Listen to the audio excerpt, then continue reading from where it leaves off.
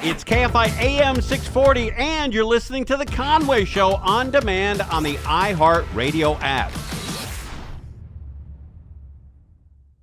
It is The Conway Show. All right. Bellio's high as a kite today. Bellio knocked it out yesterday, man. Knocked it out.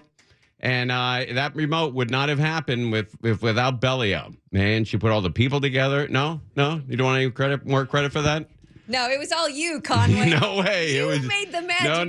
No. It was you. You did it. You're a star. You brought all the people out. You know, you loaded that place up. You got all the cards ready. You got everything ready. I was told by our big boss specifically today that Sharon made that happen. That's right. Yeah, but from Corvina? No. Lion? Yeah, Brian Long? Yeah. Oh, yeah. Brian Long said you made that happen, Bellio. Yes, you did. No way. It's all you, Conway. No way, man. You did it all. You did it all. Conway, man, you get all the credit for that, man. Is it blame or credit? No, it it's sounds credit. Like nobody wants it. No, but it's credit. But around here, if you get credit for something, you get S on the next day. So I don't want any credit for this. So we won't see That's Sharon all tomorrow. you. Yeah, Bellio did the whole thing, man. As a matter of fact, we do any more, she's in charge. She's in charge. I had nothing to do with it. This is there she goes. That was a great time, though. Thank you, everybody that came out. That was a really cool deal. If you didn't hear, we were in Pasadena at Cadillac Pasadena. That was a cool deal. I enjoyed that. And, man, we had a ton of people out there, and it was really an awesome deal. Great deal. I'd like to talk to the young people out here for a second. I read an article that about testosterone levels in young men. They're about a third what they were for our grandparents that fought in World War II. And the young guys today are scared to death to ask a woman out. Scared to death, especially at work. Because at work, if you ask somebody out and they say no, 3D house of uncomfortable work areas for the rest of your life. There'll always be tension there. When you ask somebody out at work and they say no, and they give you the Heisman Trophy, they tuck that no under their arm and put out their arm and flatten you, and the word gets around that you did it, that you asked, Susie out or Stacy or Cindy or whoever, and she said no, and now it's uncomfortable for a long time. But back when I started in work, you asked somebody out at work and they said no problem. Life goes on. But now, tension. A lot of tension, right? A lot of tension because everybody is afraid of human resources. Everyone's always afraid to get fired. When I was starting and working, there was never human resources. Human resources was the boss. He made the decisions on what happened in the office. There was no HR person in the country that I remember. Crozier, when you started here, was there an HR person? No. Yeah, I didn't think so. No. Yeah. We don't have one now. Oh, is that right? Not that I know Let's of. party. All right. Game on. Let's roll around here. It's some parked cars. There might be one after tonight's show. Come over here. Let me touch you. There might be one. But your testosterone levels in young men are extremely low. They're 1/3 of what they were for my grandfather who fought in World War II. You have 33% of your testosterone. So no wonder you're sitting on the couch playing games and going to fast food. You have no desire to procreate. You have no desire to, for the big push to get married and have kids and really enjoy yourself. So here's my recommendation to you. Whatever you got to do to get the T up, the testosterone. No, I said T, not P, T. Whatever you got to do to get the testosterone up, do it. And either, I don't know, pills or lotion or shots or I don't know. Oysters? Yeah, whatever it is. But ask your doctor, go through your doctor, and if your doctor says it's not a good idea because you'll lose years off the end of your life, then get a new doctor. but get your testosterone up. Better to burn out than fade away, baby. Go hard now. That's right. Old soldiers never die. They fade away. I think that means the opposite. But anyway, so you've got to try to get your testosterone up. Get your testosterone checked and get it up because we need you in this country. The United States is the king of testosterone. We operate differently than every other country in the world. We are never, ever satisfied with second, third, fourth, or fifth place in this country. Ever. We don't know losers in this country. We only know winners. In a lot of countries, they'll say, they give awards for the top three. They do that in the Olympics. You get an award, gold, silver, bronze, right? In the United States, you get the whole bag or you get nothing. Nothing. Ask the Toronto Maple Leafs what it feels like, or the Toronto Blue Jays. Ask the Toronto Blue Jays what it feels like to come in second place. Test the level of depression going on right now in the city of Toronto and in a lot of Canada because the Canadians really wanted that one. First loser. That's what you are when you. That's right. Yeah, the first loser, the second loser, third loser, fourth loser, and on down. Nobody knows who came in second in last year's Kentucky Derby. The guy who owns the horse probably doesn't even know because it doesn't matter. Or the Preakness, or the Belmont, or the world champ. Who's the world champ? Oh, yeah, I know the world champ. It's Mike Tyson. Who's next? I don't know. Nobody knows. That's testosterone. That's what makes you drive and strive for that. Testosterone. You have got to get yours up, you young men out there. And whatever you got to do, I'm not recommending you do the shots or the pills, but I'm also not recommending you do that. And if they say, well, it takes 5 to 10 years off the end of your life, have you ever seen what the last 5 years looks like anyway? It's rough. It sucks. It's horrible. George Carlin said that. George Carlin said the 80s to 90s is a really bad decade for men. And he's right. Very bad decade. It's a horrible decade for my dad. The absolute worst decade of his life. He spent 4 of those years in a bed, not knowing who anybody was for the last year. All twisted up. It's horrible. It's the worst. So try to get your testosterone up. At least investigate it. And that's going to help you in life. It's going to help you drive. And not a car, but life. You need to drive and strive and try to get ahead in life. You need to pursue your dreams and pursue your passion. And you can't do it with low testosterone. It doesn't work in men. Women have actually increased their testosterone over the last 40 years, 50 years. And men, it's gone way down. So that's my tip to you. Maybe if you're a dad or a grandfather, you can pass along the first segment of the show to your grandkid or help your grandkid or your child to get that testosterone back. And if that kid has testosterone. You know it. Because he's up. He's talking at at banquets or at parties. He's interactive with people. He works out. He's got friends. He's got a lot going on in life. He's got a job. He behaves. There's a lot going on with him if he's got high levels of testosterone. But if he has none, he's home a lot, eating and gaming. I would love to check the testosterone level of the guys who find it interesting to go into a mall or a school and shoot everybody. I'll bet that's extremely low. I'll bet that's low T at work. You think it's over. Life sucks. Nobody asked your permission to be born. Remember that nut in Palm Springs that blew up that abortion clinic fertility clinic? And he said, oh, nobody asked me permission to be born. That craziness comes from low testosterone. I bet there's a direct connection between low testosterone and people that want to wipe other people out. Because when you got high testosterone, you're positive.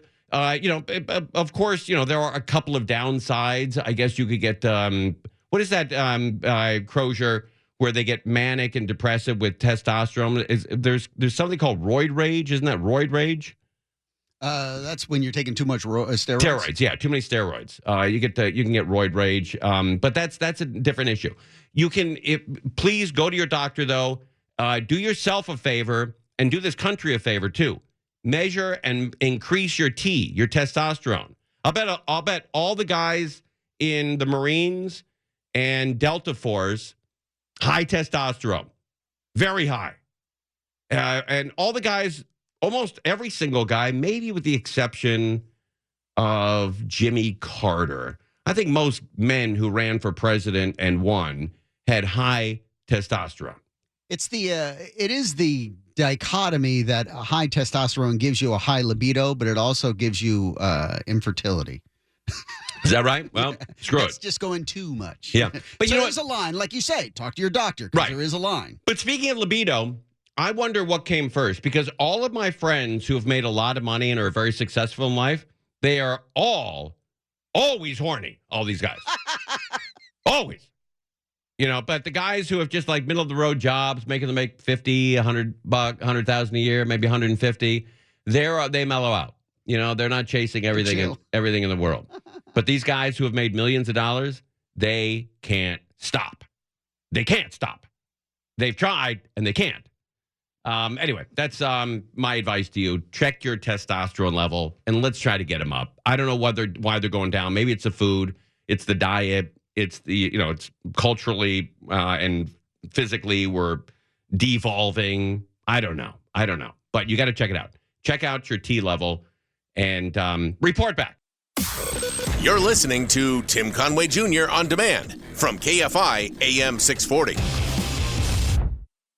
We had a huge disaster that could have been horrible yesterday in Anaheim with those kids getting hit by the car, those cross-country runners.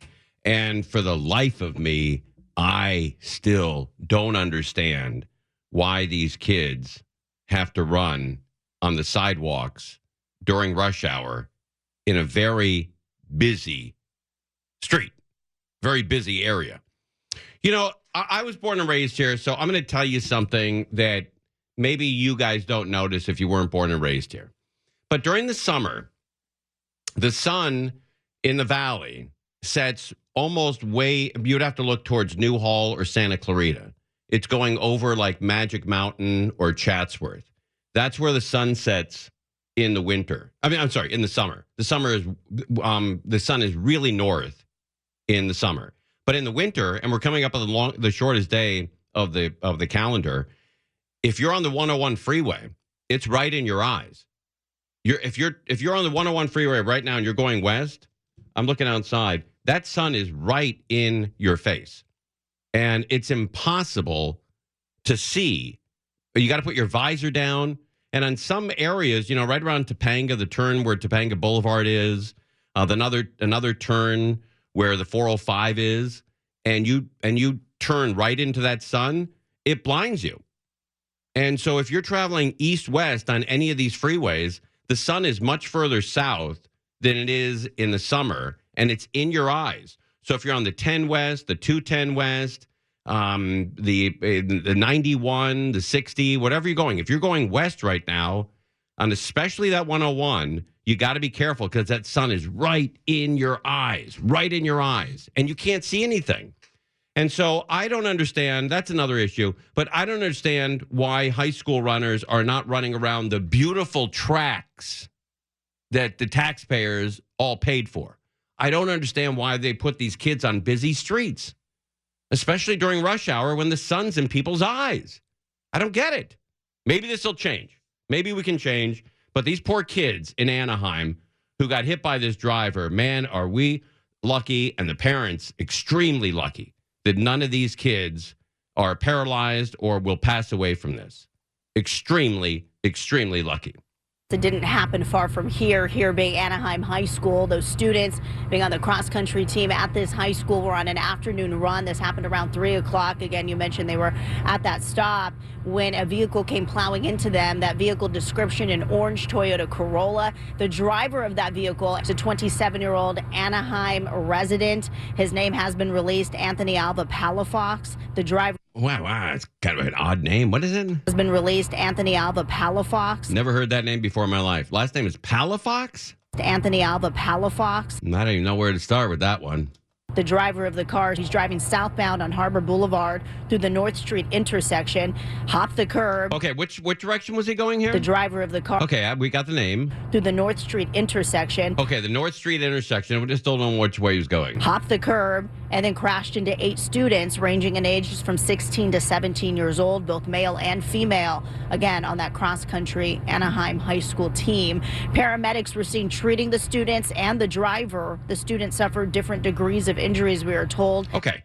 Can they put these kids? Aren't there a lot of parks? Bellio, you're from Irvine, right? You lay your head down in Irvine every night? Sir. Isn't there a place called the Great Park in Irvine? Yes. Isn't there plenty of room to run around there? Yes. Can't they drop the kids off there and they can run around the park? Don't they usually run from their high school? Yeah, they could drop them off, but don't they start at their high school and they go on these long runs? And this time they stopped before they got back to their high school. So tragic. It's horrible. But why are they running on these busy streets? You know, Orange County, I love Orange County, but man, do people haul ass on those wide streets. You know, some of them are 6 or 7 lanes wide and, you know, and they really accelerate. And with the sun now in the winter, sky, it's going to happen. And I don't know if the sun was an issue here or not. Sounds like the guy was pretty buzzed. But this is not supposed to happen to kids where they get plowed into with a car. And it can be prevented if they're in a park or in their high school stadium on their track, running around that thing. 7 out of the 8 of the students were transported to the hospital. Police say all of the injuries are non-life threatening, including the drivers. Now, one Anaheim high school dad, he came across the scene yesterday before paramedics even arrived. Oh my God, how about that?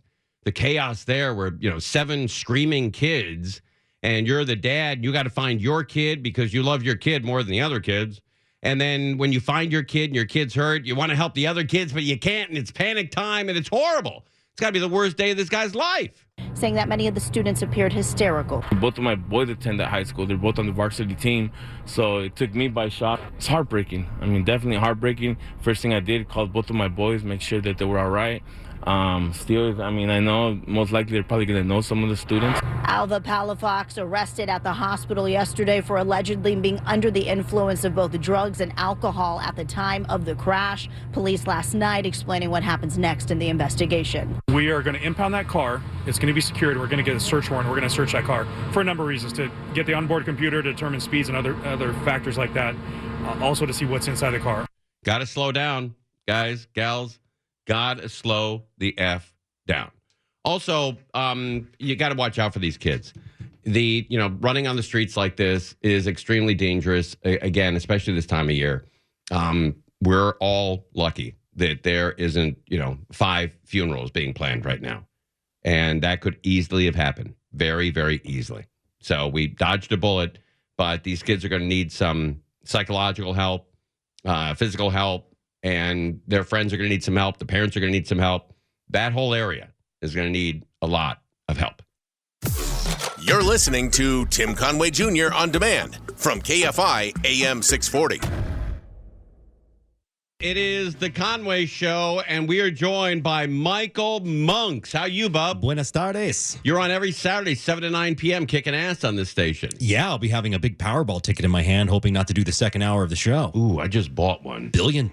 Yeah, I bought one. I'm in 7 different lottery pools, but I used the same ticket. Is that unethical? Let me pose an ethical question to you before we dive into this serious topic about LAPD saying we're not going to be able to hire anybody if we don't get some money really fast. Right. Was at the Grove over the weekend. My family was in town, and my grandmother, who turned 90, was here. So it was her first visit, since I've moved here 3 years ago.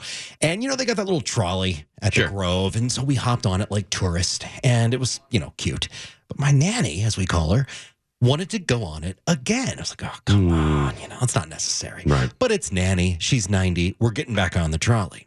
As we're stepping back on the trolley last Saturday, I see something out of the corner of my eye on a step that just step up to the trolley. Ooh. My mom spots it too, and we're kind of looking, and she picks it up. And we sit down, and we're examining this thing. It is a Powerball ticket for that night's No drawing. way. And so we're like, well, what do you do? I mean, you don't want to just like hold it up and say who dropped a Powerball ticket, right? Because any old yahoo could say it's not signed.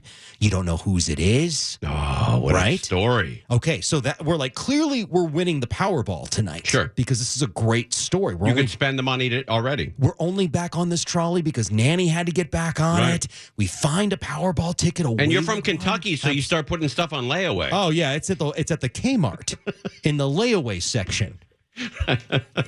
So obviously we didn't win because the jackpot's still up. It was an exciting day, but my question is, what if you had won? What if we had won? Okay, here's what would have happened. The lottery would have come to you and said, congratulations to you and your granny and your mom. Tell us where you bought the ticket. Bingo. And that is what I concluded, too, was like, here's what is going to happen. The lottery knows where this ticket was purchased. And they have video. They know when it was, and that store more than likely has a surveillance camera. They have to. So we can find whose ticket this is if we were to win. Right. And I would want to do that, expecting a kickback. Right. But part of winning, or part of selling lottery tickets is you must have video of the person who purchased it. Oh, really? Yeah. That's that, and they're very strict about that. Would you have expected a little bit of that money? At least 50%. At least. At least. Yeah. More like 60. I mean, we're talking, it was hundreds of millions of dollars at that point. It's $1 billion next Saturday. Here's a quick story, then we'll get into LAPD. A guy in Long Beach, it's raining outside. He wants to buy a lottery ticket. He wants to buy a scratch off. So he's going to spend $2 to go in and buy a scratch off. His 16-year-old kid said, no, I'll buy it. He goes in, buys the ticket, comes out, they win $1 million. They check the video. The 16-year-old bought the ticket, and you have to be 18 to win, and they didn't get a dime. Oh. Not a dime. If Dad had just got his ass into the liquor store, they would have had $1 million. Oh. Scratch off. That hurts. Yeah. I don't know how you buy any more scratch offs. I think that's a wrap. Yeah, you're done with that. Yeah, that's a wrap. All right. LAPD can't hire anymore without any more money. No, I tell you this much. LA City Hall is probably buying a few Powerball tickets in anticipation of the drawing on Saturday because we talk a lot about the financial struggles of the city. But the LAPD is saying if the city council does not allocate $4.4 million to us right away, all hiring stops. Chief Jim McDonald just spoke to the press. Here's what he said. And without an immediate allocation of $4.4 million, LAPD will be forced to halt new hiring in January of 2026. So we'd have to stop the hiring of new officers. This is not just a budget issue, it's a public safety crisis. This inaction will mean the following. No new recruits will enter the academy in January. And for background, we run an academy. We begin a new one each month. Wow. It's a 6-month academy, and then we graduate them, and they go into the field from that point. Fewer officers will mean longer shifts, increased overtime, and a greater strain on all of our personnel. LAPD staffing will drop to 8,300 officers, our lowest level in 3 decades. That's significant. A lot of what he just said is very significant because, one, no new officers being hired. 2, overtime. It's going to cost the city anyway because the officers they do have will be stretched, and the total number of sworn personnel at the LAPD will drop to 8,300, as he said, the lowest in decades. Now, we talked just a couple months ago, Conway, on this very program, when the LAPD went before the budget committee to give an update on one thing or another and happened to mention we've got more than 400 officers in this pipeline. And the budget committee was like, we never allocated money for this. That's part of the problem here. I mean, you can say the LAPD needs more officers, but these positions were never funded. Mayor Bass said she promised as a compromise when they were crafting that very difficult budget back in the summer that we will work with council leadership to find the money to pay for these officers. They never did it, and they still haven't. You know, there was back in 2020. Were you here in 2020? Only on vacation just before COVID started. Okay. So in 2020, they had, the riots and the unrest over the summer, and then they were going to take $140 million out of the LAPD budget. And there's only one guy in Los Angeles who said, that's a horrible idea. It's going to increase in crime, and you're never going to get that money back, and the city's going to become less safe, and you should never take that money away from LAPD. That guy who said that was me. Shall I tell the audience what you said to me as I was going up to the Christmas party today? Show your true colors. So Monks and who are you with? Brooker? Heather Brooker. Heather Brooker. They got to the Christmas party a little tardy. Got right off the elevator because we were working. Right. And we get off the elevator and there's Conway. And I'm pissed. And Monks goes, "You all right?" I said, "Yeah, they ran out of food." And he said, "Wow." He goes, "They ran out of food. Why are people standing in line?" He goes, I said, I think they were going to bring some more up. I said they went back to the restaurant. They might get more. I said, "Yeah, they're all out of food." And he says, "Well, you didn't eat?" I said, "No, I ate." But now they're out of food. I have to say it was an impressive performance because I was convinced And then what happened after? Because I left. What'd you do? You went down the elevator, and I thought, well, he was a surly old punk today. And I was like, well, let's go. And Brooker was like, well, why are these people, still standing in line? She's like, let's go investigate. We're journalists. Right. So she went and confirmed that there was, in fact, bountiful food. It was more food than they could ever eat. It's funny. There were about 20 people. You and Heather were about 20 people in front of me. And by the time I got there was no food. Oh, is that right? Did it run out? Because you were at the end of the line, Crow. No, there was tons of people behind. Oh, that's classic. I got company man. Lots of food. No, I didn't. I got plenty of food. Well, I did make Mark Ronner a plate. He comes in later, and it's in the fridge. So if you didn't get anything, Crozier, go for it. It's in the fridge in the newsroom. No, I just didn't get any chicken or salad or. I had salad. I had beef. I had wings. I had a sandwich. I had pasta. Wings? Yeah, the boneless wings. The bone. Nope. I had everything, and went home and slept for an hour. I was like a king today. They had salad, but no dressing. Oh, I had the dressing was awesome. The dressing was pretty scant by the time I got up there. It was basically a mouthful of lettuce. You got to get there early. That's your lesson. Well, I am a nice man. I had work. And I work. I had interviews to do. Whatever the reason after you've got to get there early is on you. Yeah. Well, honestly, Heather and I were first in line, and they turned us away. No, is that They said, we're not serving yet. Like, we have work to do. Oh, that's great. Yeah, we don't work at the FMs. I don't know what's going on the fifth floor, but we do work down here. You're told in third grade the cafeteria is not open yet. That's what it felt like.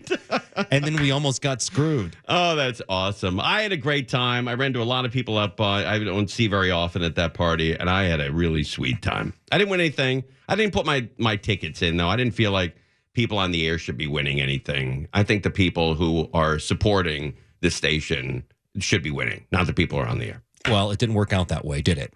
No, but how about this? I'll tell you real quick. I know we got to take a break.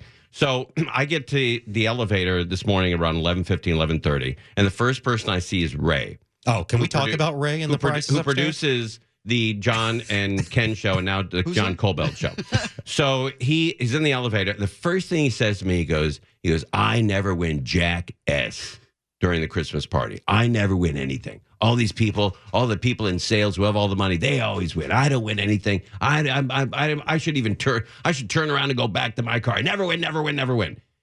He won a 55-inch colored TV. Let me put an asterisk on that for you. And I know you do have to take a break, and I'm the biggest complainer about interrupting the news with your, bloviating. Sure. But Ray did two things. One, you saw where I was in line. Crozier was right behind. I mean, we were in the tail end of a long line. Ray did a chat and cut. Oh, that's great. He came up to Heather and I, started a little conversation, and cut everybody else who was behind us. I taught him that. That was the first thing he did, the chat and cut. Yeah. Two, you were supposed to be present upstairs at the time of the drawing. No, and he wasn't. But he felt it was unfair because it was during the Cobelt show when he's down here producing. Right. So he gave his ticket to somebody else who went up there and claimed the prize on his behalf. I got beef with Ray Lopez right now. Okay. He did a couple of shady things today. So I said, wow, this TV is going to be great in your house. And he said, Tim, that TV's been on eBay for 5 hours already. He also scanned the system because he found out which box had the least amount of tickets in it, and it was the TV. Oh my God! Well, yeah, because he took tickets out of that box, and he emptied that box and put his tickets in. I think it's time for the Lopez downfall. He smells divine, though. Have you ever smelled the man? He has 1,000 different cologne. Delicious smelling man. Yeah, he is a really sweet, very clean man. He even smelled good in the elevator when I got in the elevator. Wow, that's what he does. He hypnotizes you, and then he takes your wallet. Yeah, that's right. And in this case, takes a 55-inch TV set out of here. But like, there's a guy that won. Mondo won here. He brought it home. It was in 80 pieces. Oh, The screen was cracked in 80 into 80 pieces. So you got to be careful. no returns. And so what they did, they gave him the receipt and said, "Go to take it back to Nice. Target yourself." No, iHeart. So for the Christmas gift was standing in line at the Target. Thanks for the return errand. line. All right, Monk, Saturday, 7 to 9 p.m. You're listening to Tim Conway Jr. on demand from KFI AM 640. Let's do a story here on the Cone King. Guys buzzing around with cones, saving parking spots for people. My kind of guy. It's kind of funny, but it's also pretty risky. People take their parking spaces very seriously. That's right. And he says he's serious too about making the search for a parking space a fair game. Joey Morales, a.k.a. the self-proclaimed Cone King, is on patrol tonight in South L.A. This definitely looks like a city code. Looking for the bright orange pylons locals use to try and save parking spaces so he can grab them and free up the spot. I started this about early 2023 is when I fully started going in with it. And I want to say I've at least removed over 5,000 cones off of Los Angeles streets. Oh, see, that's the opposite. I'm the guy putting the cones out. Try to save a spot. I live on an alley, and I'm constantly putting cones in the alley and trying to get people to slow down in our alley. So and you're a cone guy. I'm the opposite cone guy. I'm trying to save lives. I like that. And this cone guy is trying to destroy people's lives because people need their spots. It's against city code to use anything to block the street if you don't have a permit to do so. So what? Isn't it also against city ordinance to take a dump on the street? I don't see anybody getting ticketed for that. Residents can call 311. Also, isn't it against the ordinance to sleep on the street or to have open fire on the street? No tickets for that. What, the guy with the cones is the problem? Residents can call 311 to report it, but you can imagine how effective that is. You imagine calling 311. Hi, yeah, there's a cone on Havenhurst. We'll get right to it. So it has become his unusual hobby as a vigilante parking enforcement officer to confiscate the cones himself. Oh, this is a do-gooder. I don't like this guy. I don't like this at all. I like I like the creativity of the people who have the cones and want to block off spots for themselves. I like those pigs in life. I would be one of those guys, right? Just me. Give it to me. I need it. I have a spot. More. Stemming from his own struggles to find street parking. A lot of people would say it was a Karen move. Yeah, that's right. And I'm in that camp.